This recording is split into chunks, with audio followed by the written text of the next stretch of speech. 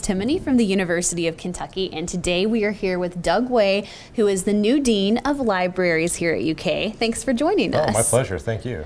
I guess first of all, to get us started here in the Medical Center Library, tell me about why you're so passionate about libraries and learning in general. Yeah, so I think one of the great things about working in the libraries is that we impact everybody at the university. We work with faculty doing amazing research, we work with students that are doing their learning, and we work with the community as a large that comes in and uses our collections and uses our different resources that we have to offer there. And so it's a really an exciting place to be, an exciting place to work. And one of the things I like to say is that libraries are sort of one of these great democratizers. We level the playing field, providing anybody access to information resources, regardless where they're coming from and what their needs are. So I think that's one thing that's really exciting. So this space in particular is very impressive. Tell me a little bit about where we are and how it's used. Yeah, so we're in the Medical Center Library, and so this library serves both students in all of our medical colleges and health profession colleges,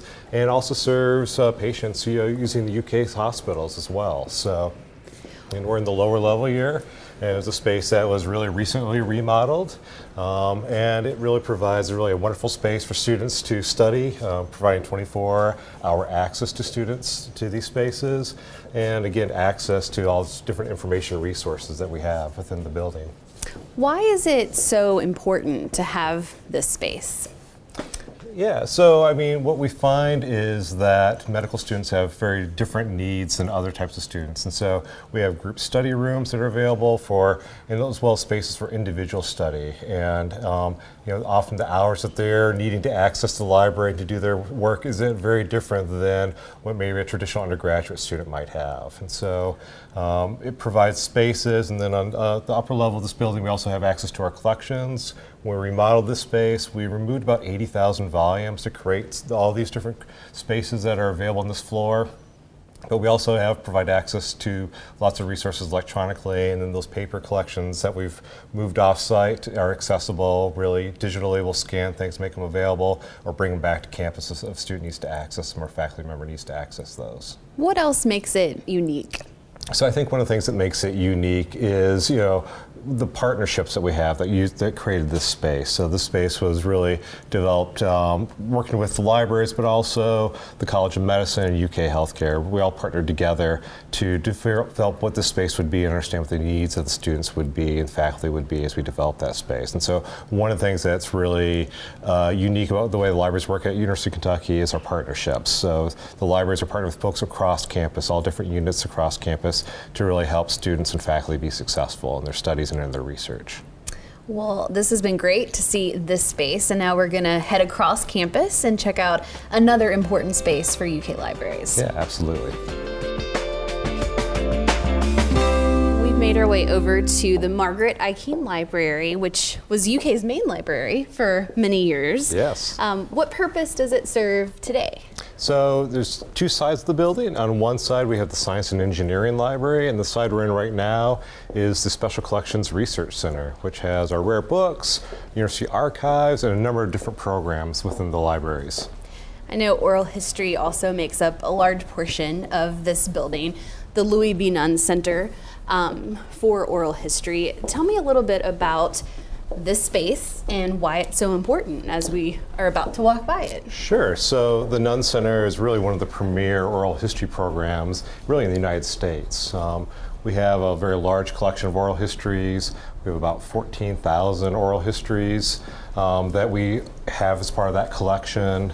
And it really serves as a resource to capture the history of Kentucky, of the university, but really of the country as a whole. We have just a wide range of oral histories that are included in that collection. How is that reflective of the library's kind of mission of working with the community and having that outreach? Yeah, it really sort of reflects the library's land grant mission, the university's land grant mission, how we reflect that. We have many of these oral histories available online that people anywhere can access, not just in Kentucky, but really around the world. So it becomes this sort of resource that serves anybody, no matter where they're at, and allows it to hear stories, but also do research as well. And a space that I know is utilized is this wonderful studio. Tell me about kind of the overall research impact and learning impact that this has for the libraries and for the university. So certainly there's a lot of research impact where again we're capturing histories and stories and coming directly from the participants' mouths, it's their own words. It's not somebody's interpretation of that. It's their own history that they're telling there. From the educational standpoint, just this past semester we've had 19 classes that are working with oral histories. Some are indexing them, making them more accessible, and other classes are actually, the students are conducting oral histories. And so it's really hands-on how history is created and how do we create these resources that again will serve generations to come. Well, thank you so much for showing us around this particular building. So much to see here. We have one more stop on our tour, a place that a lot of people will be familiar with. Absolutely. So let's head to the William T. Young Library. All right, sounds great.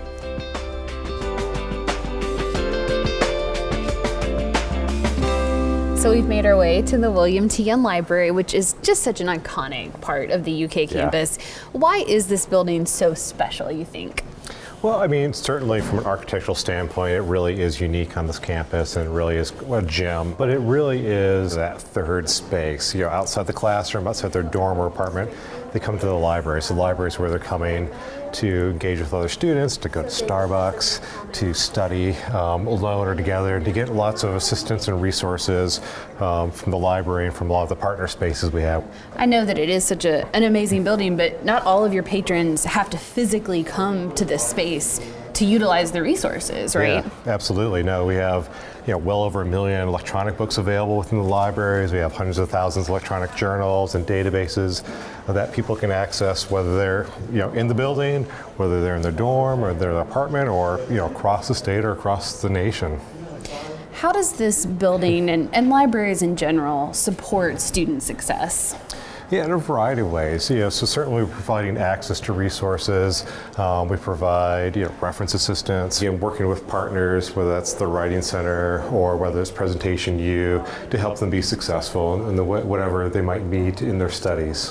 So we have an alternative textbook program where we've been partnering with faculty over the last 4 years, and we've saved students almost $1 million over that period of time on textbook costs. So either by using open, freely available textbooks or library resources and alternative to textbooks is one way. And then we have other spaces.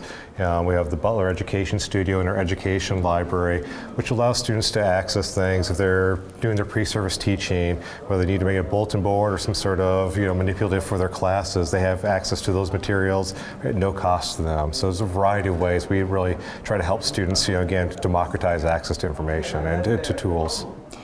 Just kind of our last question here. What do you want the rest of campus to know about the libraries? Yeah, well, first of all, that we're here for everybody and that we're here to help everybody, and that, we're really, today we've just sort of skimmed the surface of what we have to offer there. There's so much more, and that, just come visit us and talk to us. We have a wonderful faculty that are really willing and excited to help everybody do whatever they're doing in their studies or in their research. Well, thank you so much for showing us around today. Oh, my pleasure. If you would like more information on the libraries, just visit the website on your screen.